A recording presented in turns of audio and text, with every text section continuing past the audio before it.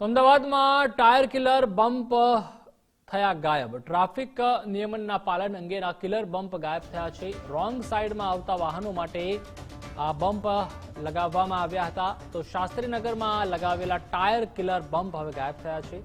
Killer bump હટાવ્યા પણ તેના ખીલાઓ હજુ પણ યથાવત છે. અડધા ઇંચથી 1 ઇંચ સુધીના ખીલા હટાવવામાં નથી આવ્યા. વાહન ચાલકને ગંભીર ઇજા થાય તો જવાબદાર કોણ તે પણ સવાલ છે.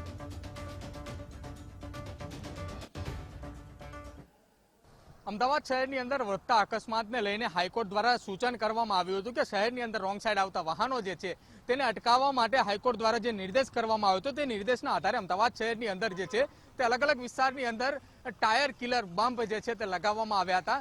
જેમાં અમદાવાદના શાસ્ત્રીનગર વિસ્તારની અંદર પણ એક ટાયર કિલર બમ્પ જે છે તે લગાવવામાં આવ્યો હતો.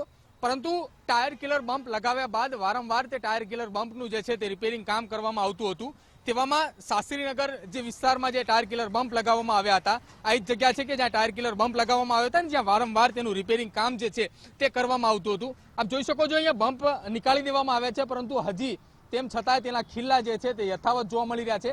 કોઈ કટર દ્વારા જે છે ત્યાં ખીલ્લા કાપવામાં આવ્યા છે અને વધારાનો જે રોડ ઉપરનો ભાગ જે છે તે 1 ઇંચથી લઈને અડધા ઇંચ સુધીના ખીલ્લા જે છે તે હજુ પણ અહીં યથાવત જોવા મળી રહ્યા છે. આખા રોડ ઉપર જે છે તે આ ટાયર કિલર બમ્પ લગાવવામાં આવ્યા હતા કે જેથી અહીંયા વાહન ચાલકો જે છે તે રોંગ સાઈડ ના આવી શકે. પરંતુ તેમ છતાં જ્યારે ટાયર કિલર બમ્પનું વારંવાર રિપેરિંગ કર્યા બાદ અહીંથી જ્યારે કિલર બમ્પ જે છે તે હટાવવામાં આવ્યો તેમ છતાં ખીલ્લાઓ જે છે તે હજુ યથાવત જોવા મળી રહ્યા છે.